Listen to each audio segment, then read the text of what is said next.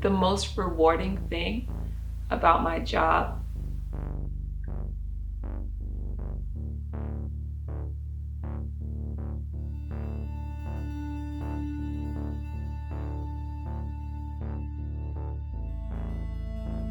If you've ever been to the ER, you can just picture that times 10 to the third power. And that's exactly what your healthcare professionals are going through right now. Your shifts have become longer and longer because you have sicker patients and you have to stabilize each patient before you leave. Your 12-hour shifts can easily get into 13, 14 hours. Normally you work only a couple of days a week, and now, I've done 6 days in a row, had 1 day off. Within those 12 hours, you work and work and work. The acuity of patients, they're sicker. They're coming in sicker and sicker every single day, every week.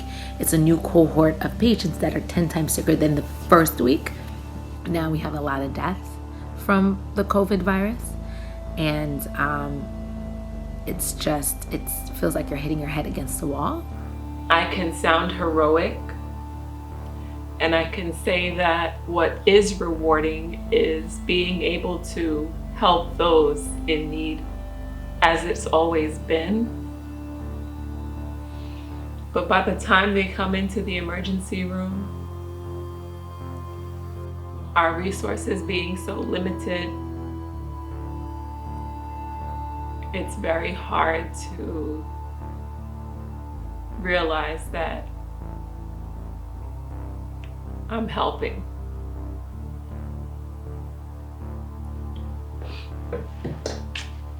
Sorry. Last week I actually diagnosed a 39-year-old man with COVID, and the issue is that he did not speak English, so I had to have his 13-year-old son translate the results. And the son broke down and started crying, and there's nothing I could say at that moment to make it better. The virus attacks your lungs, and all we can do is put you on a ventilator and watch your body fix itself. We don't know if the medications work, if they don't work. It's too early. We haven't done many studies. There was a point where we were down to like one vent a couple of weeks ago.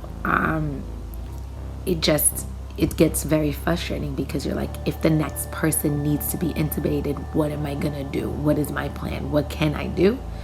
And that puts you in a place of being super scared.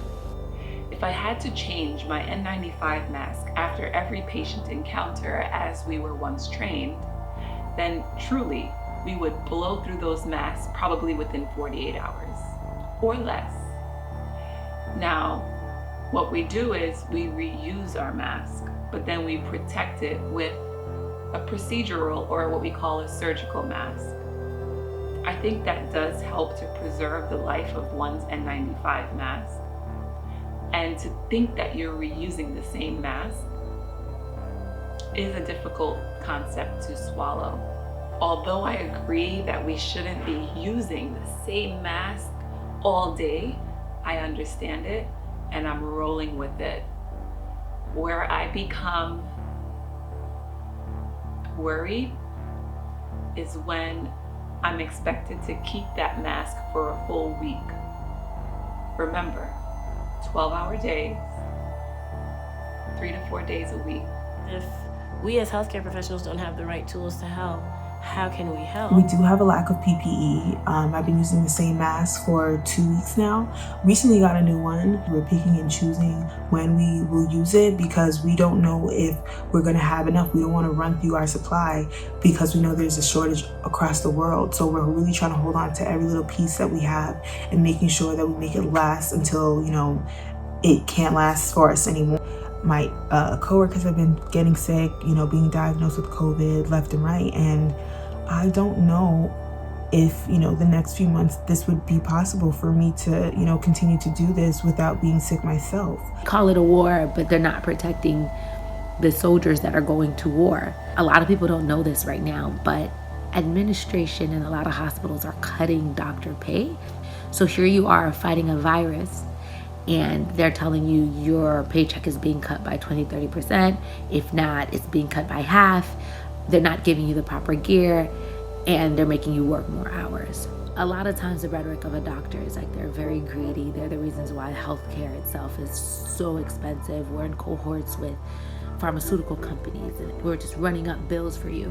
We don't qualify for any stimulus package. We don't qualify. They don't want to give us hazard pay.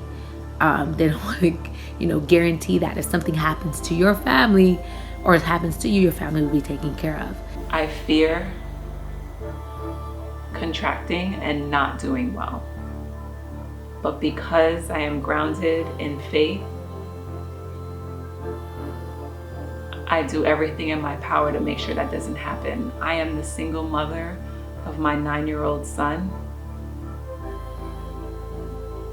I am currently quarantining myself from him. Here I go again.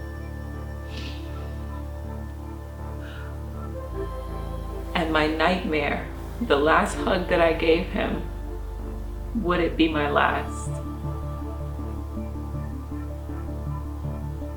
But then I have to snap out of it. Greatest hope for this job is that people see doctors differently.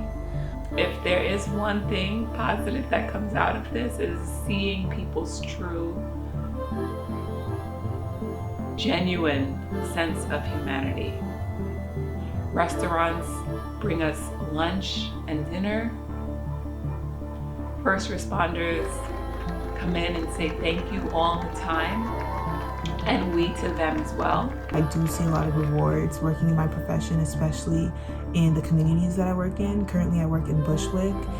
Previously I worked in Flatbush. So my patients are consistently of color. They develop trust in me and they see me as an equal. They don't see me as someone who doesn't understand them or who is, exhibiting racial bias. So with that, it truly makes me feel like I'm doing the right thing and I'm doing what I was called to do. While inside, figure out some things to do. Use the time to grow. I would encourage everyone right now going through this pandemic to really try to do one thing a day for their mental health. One thing a day that makes you feel good. This is a tough time right now. I think it's really important to stay uplifted. If you could go for a walk, if you could read a book, if you can, you have someone in your house to just hug. Just do one thing a day that can uplift you during this time. I think it's really important. Your best bet is to just stay home and not get the virus. Stop trying to find reasons to leave the house. Stay inside. Stay home, because it's really hard working in a clinic where you're seeing such a high patient load and it just doesn't seem like it's ever going to end. At the end of the day, we are the front lines and we are doing our very best. And being here gives me great privilege, especially when we make it through. When we make it through.